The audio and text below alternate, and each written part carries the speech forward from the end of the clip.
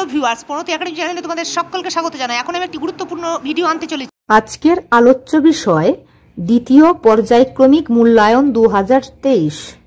বিষয় সংস্কৃত, শ্রেণী সপ্তম, পূর্ণমান 25, সময় 50 মিনিট। এখানে নাম লিখবে, এখানে রোল নাম্বার লিখবে। একের দাগের বন্দে মাতরম গানটি লেখো। তাহলে বন্দে মাতরম গানটি এখানে লিখতে হবে। দুইয়ের দাগের শব্দরূপ লেখো, যে কোনো 5টি।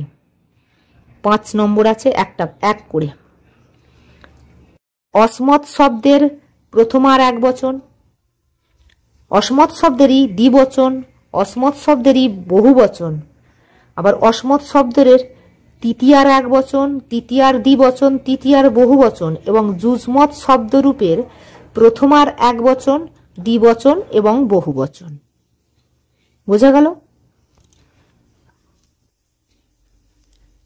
3-এর দাগের অশুদ্ধ সংশোধন করো, যে কোনো 5টি। 5 নম্বর থাকবে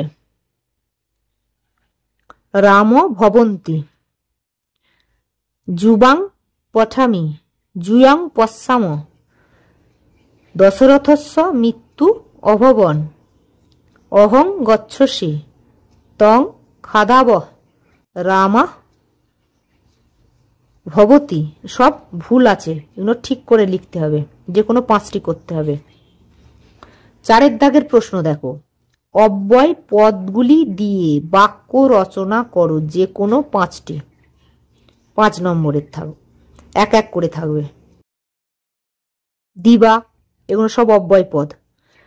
রাত্র, মিথ্যা, অত্র, সদা, প্রতি, নিকষা, স, অদ্য, এগুলো এই অব্যয়গুলি দিয়ে বাক্য রচনা করতে হবে, যে কোনো 5টি।